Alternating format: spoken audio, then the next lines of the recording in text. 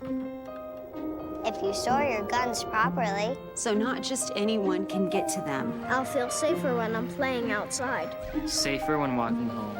I won't have to tell so many family members.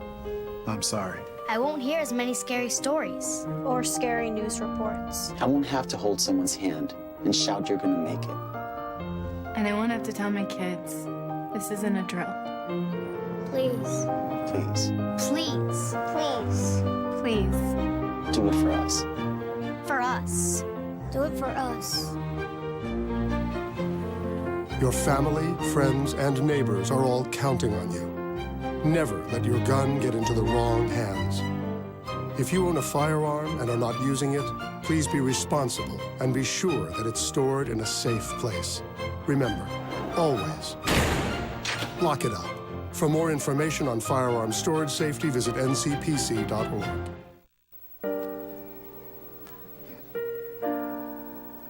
I support any group that is putting music first, empowering the youth. Bringing everyone together and empowering one another through music. That's what Music Unites is really all about. Seeing these amazing students, their love for music, it takes all our efforts to really unite and come together to make a difference. Music empowers us, music inspires us, music unites us all. The sky is not the limit, baby, no. I'm Kathy Campbell from PFLAG, and you're watching Fayetteville Public Television.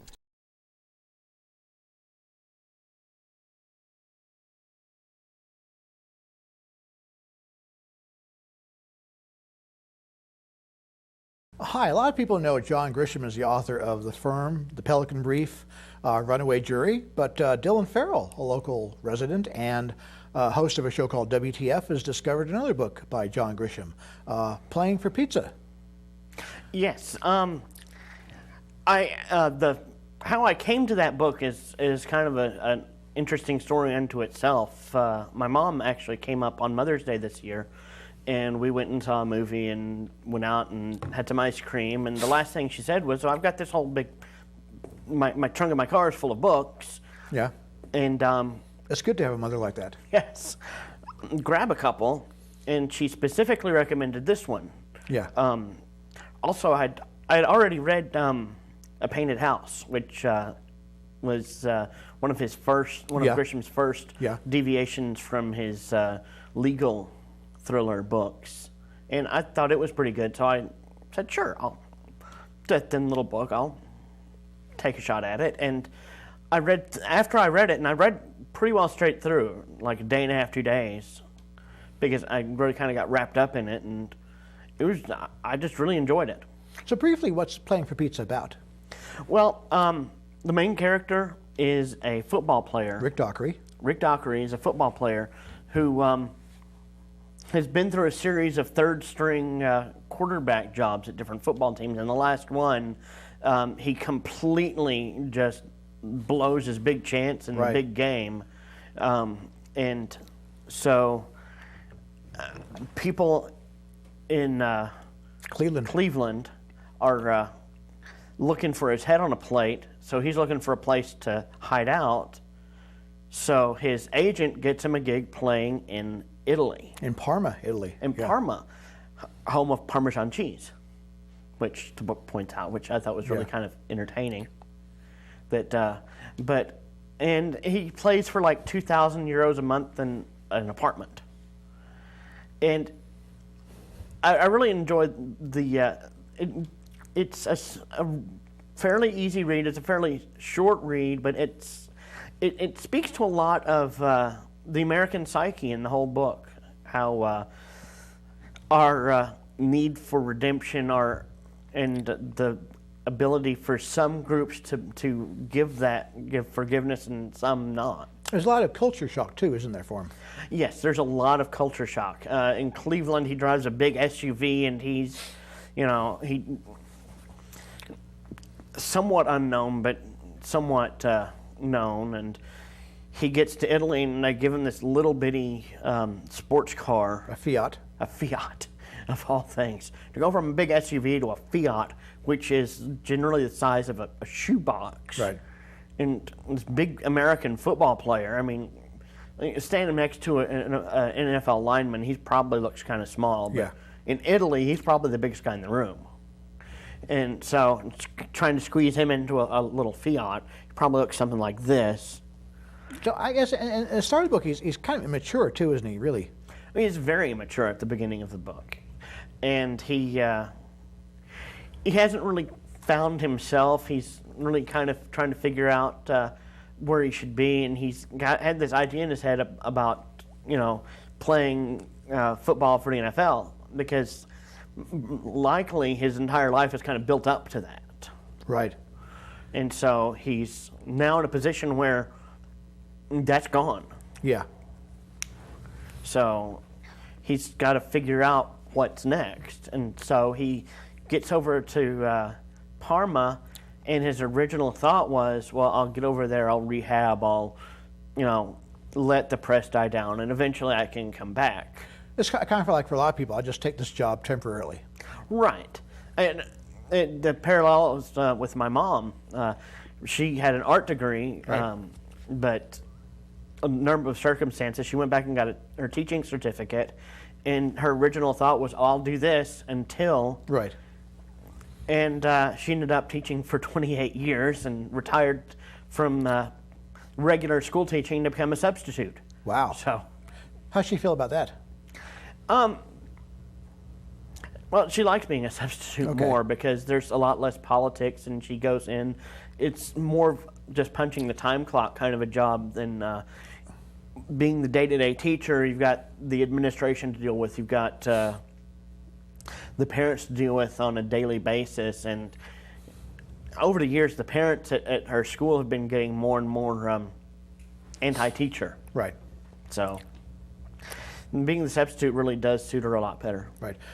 We talk about maturity of Rick Dockery in this book. There's a lot of emotional and sexual immaturity too, isn't there? Yes, especially at first. He's got the whole... one of the stipulations that one of the things his agent said was there's a lot of cheerleaders over there that you can basically hook up with, and he gets over there, there's no cheerleaders at all, and he's really kind of fumes about that at first. And so there really is a maturing curve and a learning curve and a whole from the beginning to the end of the book. And then gets a fixation on an opera singer. Yes, he fixates on an opera singer, and he's goes to some pretty good lengths to try and date her, and she just kind of she's a little flaky. Well, she's in a complicated relationship too. Right. So along the way, he does develop an appreciation for opera. Yes. Which is hard to do, but you can do it. Yes, it is an acquired taste. It's it can be done. It can be done. It can be done. I guess it helps if you're in Italy. Yes, it does. If you are in Central Europe and in Western Central Europe, then it's everywhere. So there's more of an opportunity to gain an appreciation. Yeah. Than say Iowa. Yeah. Or Utah. Right. But I'm sure there's fine opera houses in Utah. I'm sure Maria Osmond can sing a great aria. But anyway, when you but he has a sort of failed relationship, to put it mildly, with the opera singer. But he meets another girl who's an American. Mm-hmm. And that is the more mature relationship, and it starts a little slower, and it grows toward it's the end of the book, and at the end of the book, it's still somewhat there. And she expects things from him too. She expects him not to be immature. I think that's the best relationship, especially for men. I think when a woman won't let you be immature, won't let you be a baby, and they expect you to be as intellectually inquisitive as they are. I think that helps him. Yes, it does. She pushes him to grow. Yeah, which is a good thing. And by the end, he's grown not only in his relationship, but in his entire life. Partly from her, and partly from his experiences with the team, the Parma Panthers. Parma Panthers. And there really is a team called the Parma Panthers. Right, and I was reading the afterword, actually, and it talked about how Grisham got this idea because he was in Europe. Yeah. He saw the football, and he went to the opera house that in Parma there, and saw an opera there, and so he integrated all of that into the book. So it's almost like, and for the idea for an NFL player to come to Italy and play football with people who are just really truly playing it just for the love of playing football. These guys aren't even getting paid except maybe in free pizza. Right. Well, except for the one guy. Yeah. The one guy throws a fit in the middle of it, right. and they end up paying him some. And right. Rick was mentioned because they were reluctant to pay him, and Rick said, "Well, yeah. I know this guy, and what's going to happen is once you start paying him, yeah, he'll take it more seriously. Yeah." It's his mindset. Yeah. And so you've got to fix the little tweak things to make the mindset work right. Yeah. Because the game before he demanded to be paid, he just kind of walked off. Right. So a lot of these guys they're kind of like little guys or guys who are like really, I mean, they're considered way too old in American football. Mm-hmm. Yeah, and it is. Most of the players over there play just for the love of the game. They've got day jobs. They go out and they play this because they want to. One's a judge. Right. One's a judge. One, all different jobs. And so you've got a bunch of guys that are over there playing just for the love of the game because in Europe, football, American football, right, is really kind of like lacrosse in America. Right. It's there, but not really many people know about it. Because soccer is the big sport in Europe. Right. Yes. European football, soccer is worldwide is the biggest thing. And you got rugby too. Rugby. Yeah. Yeah. Rugby is just nuts. Rugby is for a soccer player with balls. Yeah. Or 3 too many concussions. I'm not sure. Rugby's tough. Anyway, there's but so the games seem really enjoyable. I mean, you get caught up reading about the games. Right, because a lot of it has to do with the fact that it is these guys that are just playing for the love of the game. It's not, you don't have 22 guys on the field that are all making more than $1 million. You've got, the guy that's the plumber, and you've got the guy that's the mechanic, and they're out there just grunting it out because I love this game. I'm going to go play. Yeah. And it's like to them, it's kind of like, the Thanksgiving afternoon flag football game at your family's house. Right. Everyone just goes out to play because I want to go and play. Right, and they want to win that Super Bowl game in Italy. Right. They've never won one. They want to win that game. Right. The Italian Super Bowl, their team had never won it ever, and that's kind of the dynamic and part of why at the beginning Rick was still able to be a little immature is because he was the big star. Yeah. And he wasn't really used to being the big star. He was pretty much a third-string quarterback everywhere he went. And he's not taking things seriously either, is he? Not at first, no. And he's there. All of this is kind of foreign to him, and it's a temporary gig. He actually comes to one game hungover, doesn't he? Yes. Massively hungover. Yeah. But he came. Yeah. Which is one of his first steps of maturity, I thought, was he's hungover, but he showed up. Yeah. Didn't play so well. Yeah. But that's just it, though. I mean, at first, he's the big star. Yeah. And when you're thrust in from third string GOAT, right, or the one sports writer that actually ended up following him over there. Kind of dogs him, yeah. Yeah, dogged him in Europe. And called him the biggest GOAT in the history of sports. Yeah. To go from that to being the star player. Right.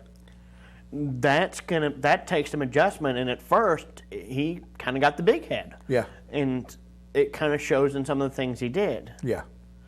So But there is that whole curve through the whole book of going from that to where he's just kind of settled in himself, who he is and what he wants.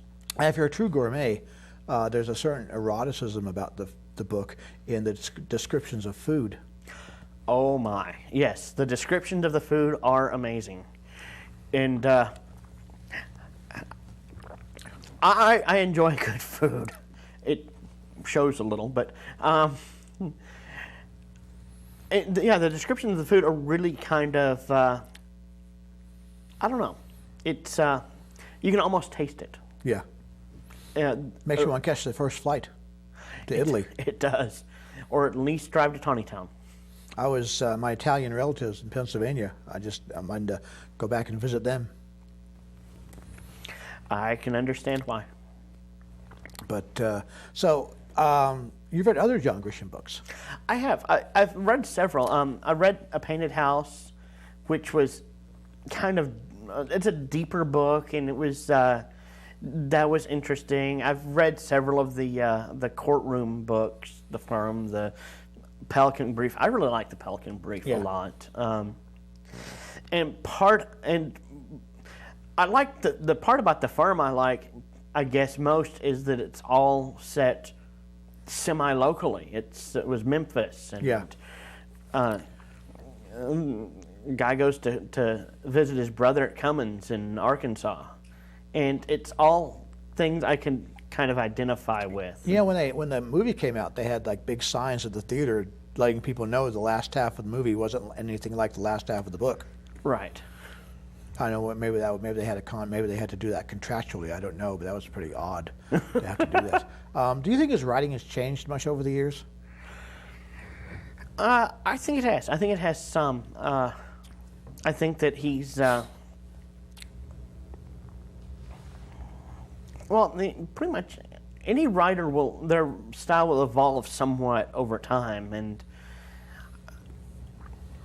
this book that he wrote, I mean, aside from it not being set in a courtroom, it's really kind of pared down to not trying to overcomplicate things, and it really it speaks to an ease of writing and ease of reading and being comfortable in your own skin, kind of a parallel to the characters, I think. I liked his writing. I think his writing's improved. I read it was A Time to Kill, I think he wrote. I didn't care for his writing style in that one. I think his writing style has really improved a lot over the years. Now, there's a movie a couple years ago, A Christmas with the Cranks? Yes. That was based on one of his books. Yes, Skipping Christmas. Yeah. I read that one, yeah. I read Skipping Christmas. I haven't seen the movie because the movie looks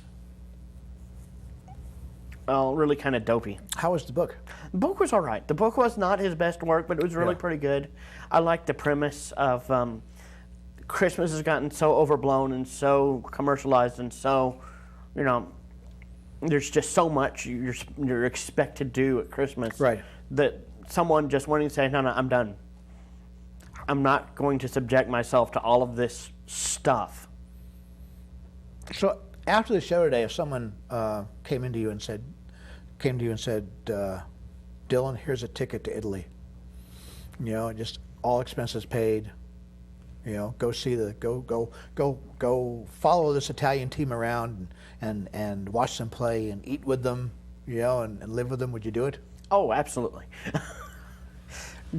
Going to Italy and living with this group of guys that plays a game for the love of the game and eating in possibly the best restaurants ever.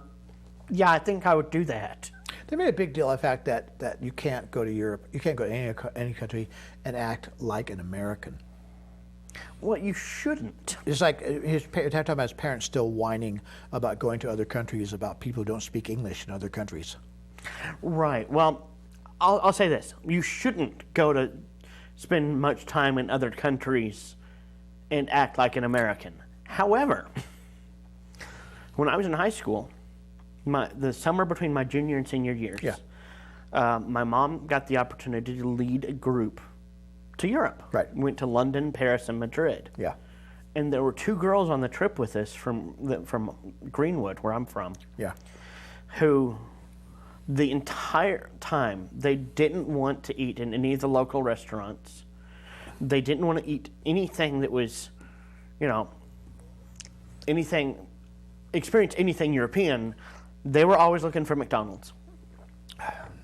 And it just made my brain hurt. They got a lot out of the trip, didn't they?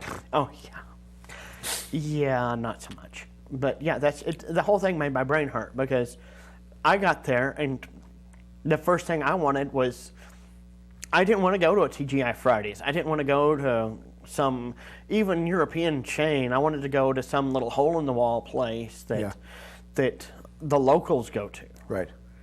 And kind of an off the beaten path kind of a thing. Yeah. And kind of the culmination of that was, and I ended up blowing my knee out in the process of that, was I was trying to, all of my 17 years I was attempting very, very diligently to woo the tour director, who was this 24-year-old English girl. And so we had an appointment.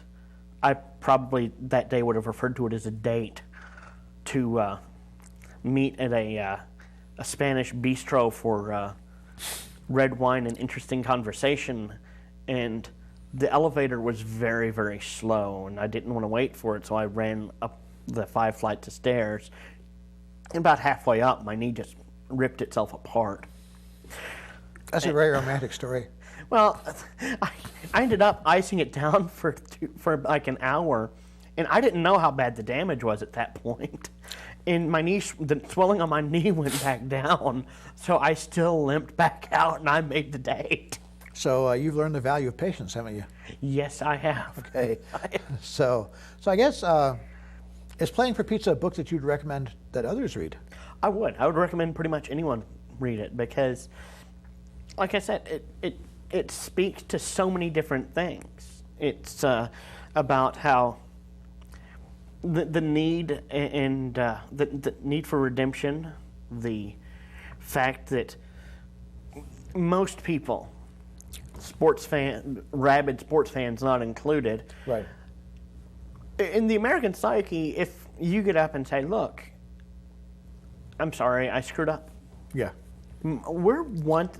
As a people, generally we want to go, okay, you owned up to your mistake, you're sorry about it, okay, you get another chance.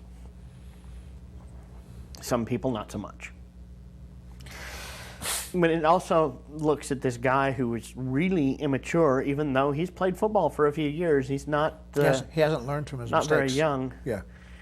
But he goes to this place where he can start to mature and start to learn. And maybe part of it is that there are some places you have to go where you can. Right. Some places you can be and you're not really allowed to mature. Yeah. Or you're so allowed to not mature that you just don't. Yeah. And then you have to go to a place where you're forced to mature. Right. Yeah. Like this show. All right. Well, Dylan, I want to thank you very much for being on the show today. Well, thank you for having me. All right. Thank you all for watching, and we'll see you next time.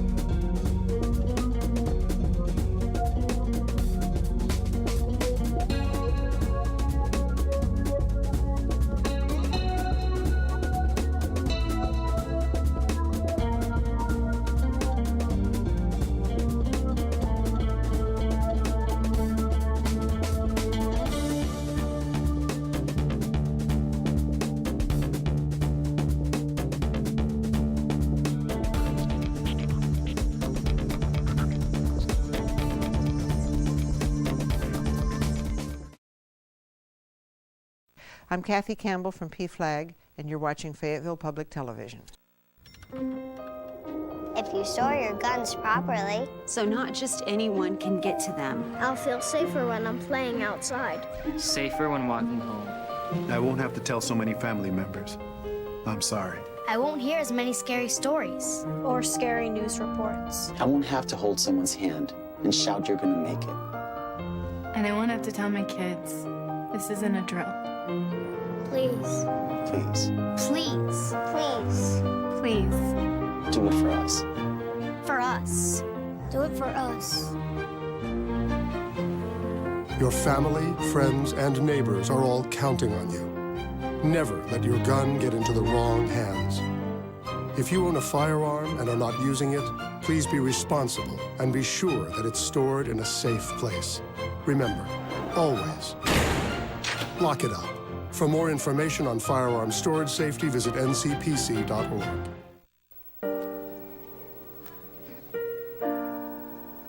I support any group that is putting music first, empowering the youth. Bringing everyone together and empowering one another through music. That's what Music Unites is really all about. Seeing these amazing students, their love for music, it takes all our efforts to really unite and come together to make a difference. Music empowers us, music inspires us, music unites us all. The sky is not the limit, baby, no. 2, 3, 4.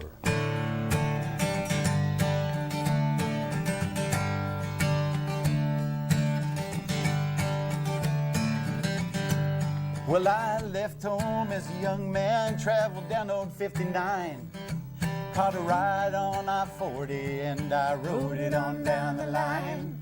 Slept on the beach at Malibu, traveled south to Mexico. Ended up stuck in Seattle where the rainfall meets the snow. But I'm still a free man. Yes, I'm still a free man on the road to understand. Yeah.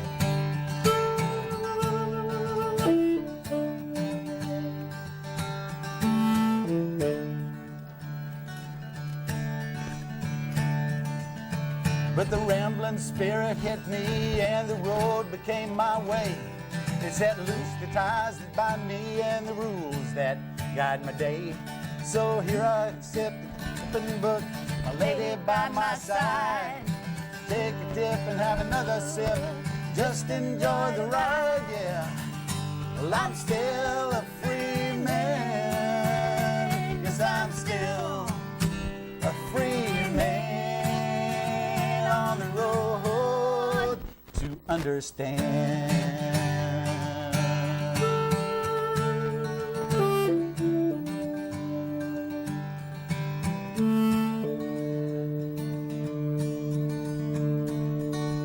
So I spent some time with Uncle Sam, thought I'd ride the waves.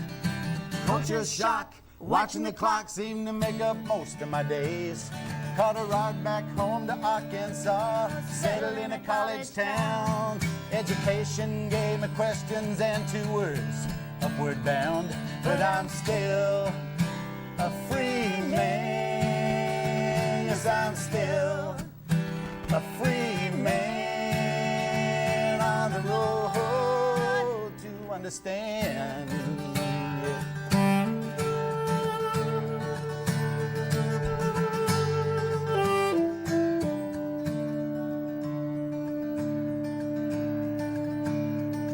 Now I'm writing poetry at a ripe old age. It seems Mother Earth has finally spoken, filling in the color of my dreams. So here I sit, an open book, my lady by my side. So take a tip and have another sip, just enjoy the ride. I'm still a free man. Thank you.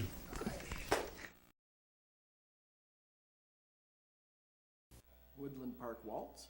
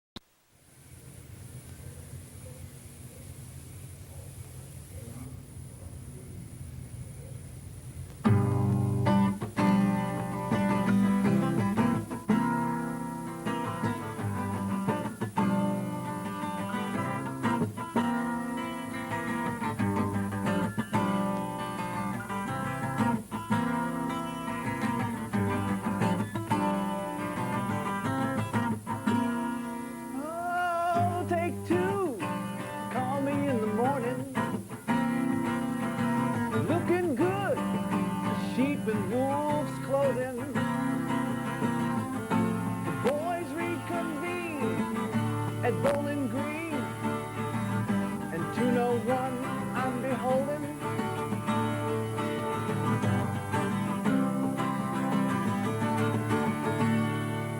It feels so good, but I can't explain the way the doctor sees my pain.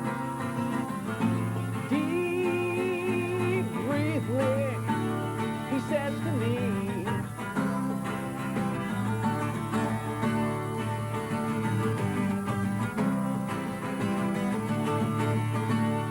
that was H2 over the dam. If I only know then what I don't know now, I might even avoid the gray in my hair. All I need is a fresh of breath air.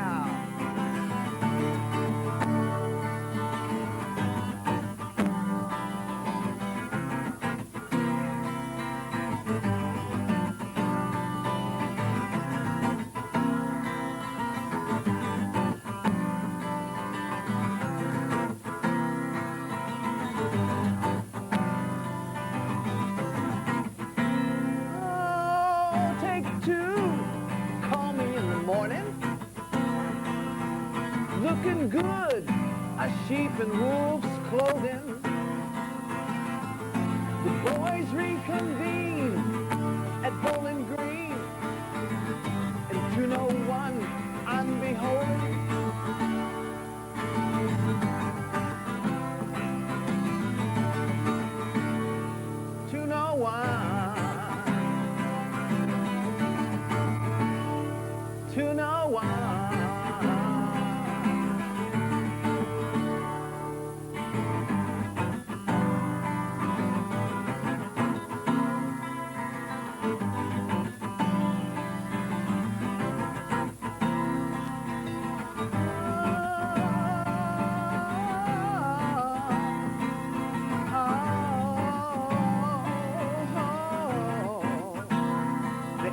Undone.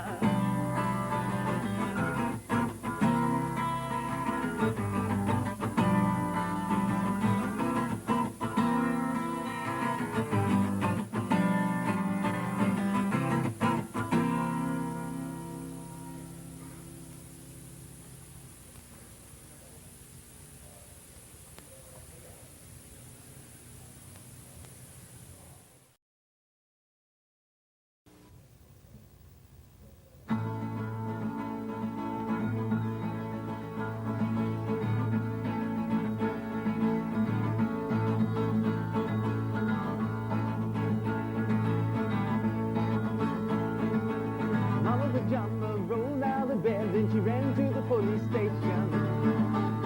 When the papa found out, he began to shout and it started the investigation. It was against the law, it was against the law. What your mama saw, it was against the law. Mama looked down and spit on the ground every time my name gets mentioned. And the papa said, boy, if I catch that boy, I'm gonna stick him in the house of detention. Well, I'm on my way. I don't know where I'm going. I'm on my way. I'm taking my time, but I don't know where. Goodbye, Rosie, the queen of Corona. See me and Julio down by the schoolyard. See me and Julio down by the schoolyard.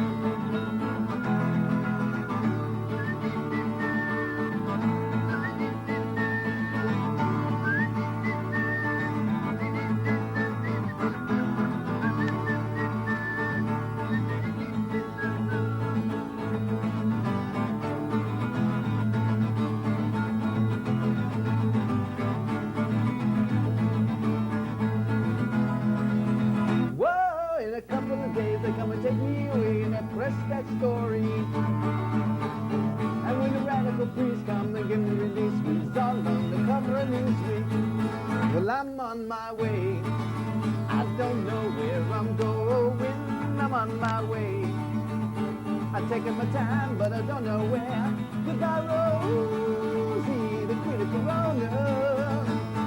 See me and Julio down by the schoolyard. See me and Julio down by the schoolyard. See me and Julio down by the schoolyard. See me and Julio down by the schoolyard.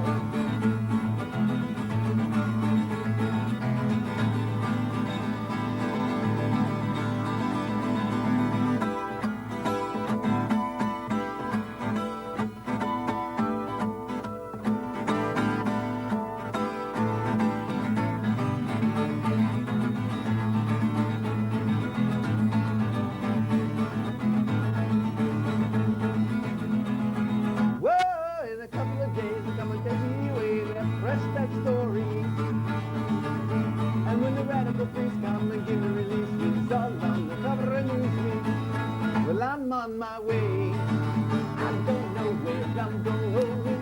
I'm on my way. I'm taking my time, but I don't know where. Goodbye, Rosie, the queen of Corona. See me and Julio down by the schoolyard. See me and Julio down by the schoolyard. See me and Julio down by the schoolyard. See me and Julio down by the schoolyard. See me and Julio down by the schoolyard. See me and Julio down by the schoolyard. See me and Julio down by the schoolyard.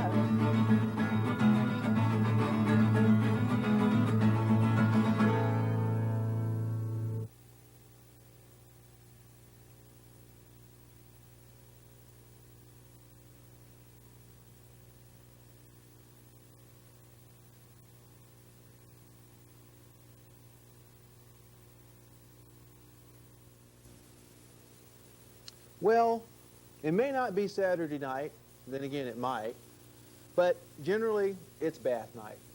But Dad... Well, that's just the way it goes. We have to stay clean. But here's a song to get you in the mood. Tell everybody that they need to take a bath as often as possible. No. Oh, come on. I don't want to take a bath. Okay, here's a song that'll work I'm for sure you. most of the kids out there don't want to either. We'll see about that. Yeah, right.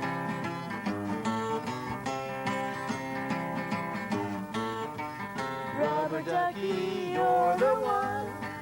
You make bath time lots of fun. Rubber ducky, I'm awfully fond of you. Bo-do-de-o, rubber ducky, joy of joy. When I squeeze you, you make noise. Rubber ducky, I'm awfully fond of you. Every day when I make my way to the tubby, I find a little fella who's cute and yellow and chubby. A rubber-dub-dubby, rubber ducky, you're the one. You make bath time lots of fun. Rubber ducky, I'm awfully fond of you. Bo-do-de-o, rubber ducky, joy of joy. When I squeeze you, you make noise. Rubber ducky, I'm awfully fond of you. Every day when I make my way to the tubby, I find a little fella who's cute and yellow and chubby. A rubber-dub-dubby, rubber ducky, you're the one. You made bath time lots of fun. Rubber ducky, I'm awfully fond of. Rubber ducky, I'd like a whole pond of. Rubber ducky, I'm awfully fond of you. Take a bath. No. Take two. Okay, let's Okay. go. Last one's in, because we're off the leg. Politics in general and jobs that don't pay enough, 40-hour work weeks, books full of boring stuff, schools that should teach but kids don't learn a thing. These are a few of my least favorite things. Healthcare that won't heal and how people treat the earth, paying tolls and taxes, disbelief in self-worth, bitter cold winters that cut into spring. These are a few of my least favorite things. Religions that claim they're true, don't get me started. Standards that double and people cold-hearted. Judgment and bias when freedom don't ring. These are a few of my least favorite things. All the lying, all the killing. When I'm depressed and sad, I add that to all of my least favorite things, and then I feel really bad.